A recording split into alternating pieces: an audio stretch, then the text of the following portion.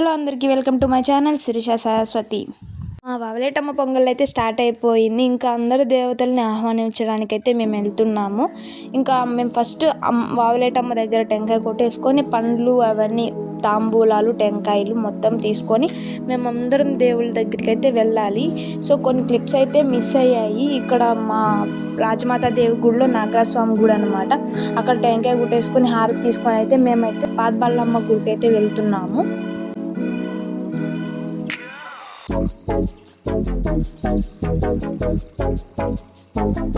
పాతబండ్లమ్మ గుడి దగ్గరికి అయితే వచ్చేసాం మేము. ఇంకా ఇక్కడ పాతబండ్లమ్మ మేము గ్రామ దేవతగా కొలుస్తామన్నమాట. మేము ప్రతి పండక్కి పొంగల్ కూడా ఎత్తుకొని వచ్చుకుంటాం ఇక్కడికి.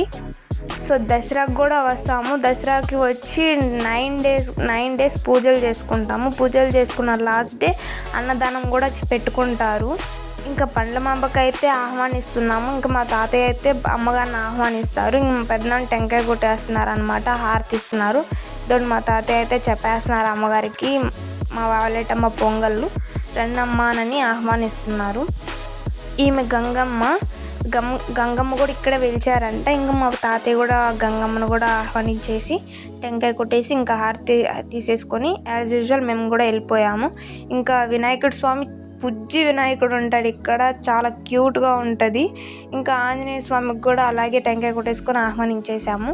ఇంకా అయ్యప్ప దగ్గర కూడా అలాగే ఆహ్వానించేసుకొని టెంకాయ కొట్టేసుకొని అయితే మేమైతే రిటర్న్ అయిపోతాము.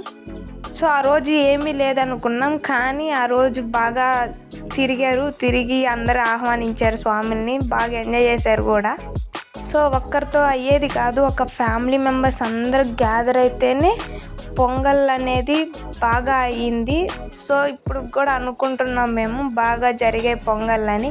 సో ఈ వాయిస్ ఓవర్ నేను కాపీరైట్ వచ్చింది మ్యూజిక్ అనేది, అందుకని నేను వాయిస్ ఓవర్ ఇవ్వాల్సి వస్తుంది. సమ్మర్ కదా, అందుకని మా వాళ్ళు కొంచెం సేపు రిలాక్స్ అవుతున్నారు. అలాగే డ్రింక్స్ కూడా తెప్పిస్తున్నారు. డ్రింక్స్ తాగేసి మా వాళ్ళు అయితే చెప్పడానికైతే మళ్ళీ వెళ్ళిపోతున్నారనమాట. ఈమె వచ్చేసి పోలేరమ్మకి ప్రతి ఏటా మేము సద్ది అనేది పోసుకుంటాము. చాలామందికి వైరస్ ఫీవర్స్ అనేవి వస్తే ఇంకా సర్ది పోసుకోవాలని మాకు ఊర్లో చెప్పారు. అందరూ వచ్చి సర్ది పోసిన తర్వాత ఊరు చల్లబడిద్దని అన్నారు పెద్దవాళ్ళు. సో అలాగే జరిగింది. సో మేము పోలేరమ్మకి ప్రతి ఇయర్ అలాగే చేస్తారనమాట. ఇదైతే రావులవాడ గుడి. ప్రతి ఇయర్ శ్రీరామనవమికి కళ్యాణం చేసుకుంటాం. అలాగే అన్నదానం కూడా చేసుకుంటాం. అందరూ ఊరు వాళ్ళందరూ కలుసుకొని చేసుకుంటారనమాట. ఆ రోజు వినాయక చవితి కూడా సేమ్ అలాగే చేస్తాం. మేము అన్నదానం కూడా పెట్టుకుంటాం. ప్రతి ఒక్క పండుగ వస్తే మేము ఖచ్చితంగా అన్నదానం పెడతాం మా ఊర్లో. నందులు కూడా వెలిచాయంట. ఇక్కడ ఊరు మధ్యలో పెడతారనమాట. ఇక్కడ కూడా వచ్చి వాళ్ళకి కూడా ఆహ్వానించేసాము, నందుల స్వామికి అండ్ వినాయకుడి స్వామికి కూడా ఆహ్వానించేసి ఇంకా మేమైతే నాగరపమ్మ గుడి దగ్గరికి అయితే వెళ్తాము. మాకైతే 2 నాగరపమ్మ గుళ్ళు ఉన్నాయి ఊర్లో. మిరియం నాగరపమ్మ గుడి, గొల్లపోలోలు నాగరపమ్మ గుడి. గొల్లపోలోలకి సూదకం వచ్చింది. సో మేము అందుకని మిరియం నాగరపమ్మ గుడికి అయితే ఆహ్వానించడానికైతే వెళ్తున్నాం మేము. ఎందుకంటే మా గుడి ముందే ఉంటుంది నాగరపమ్మ గుడి. అది గుడి కూడా సూపర్గా ఉంటుంది. వాళ్ళు తిరునాళ్ళు కూడా చాలా బాగా చేస్తారు మా ఊర్లో. మాకైతే ఇదే ఫస్ట్ టైం, మా జనరేషన్కి మా వావలేటమ్మ తిరునాళ్ళు అయితే ఇదే ఫస్ట్ టైం అనమాట. మేమైతే నాగరపమ్మ గుడికి అయితే వచ్చేసాం. ఇది నాగరపమ్మ గుడి.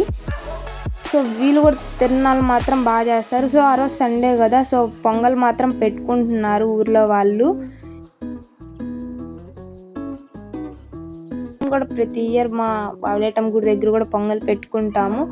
మా నాన్న అయితే టెంకాయ కొట్టేసి అమ్మగారిని అయితే ఆహ్వానించేసాము.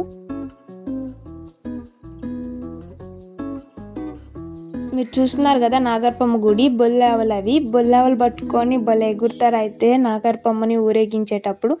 వావలేటమ్మ గుడి దగ్గరికి అయితే వచ్చేసాం మేము. See you next video. Please do like, share and subscribe my channel.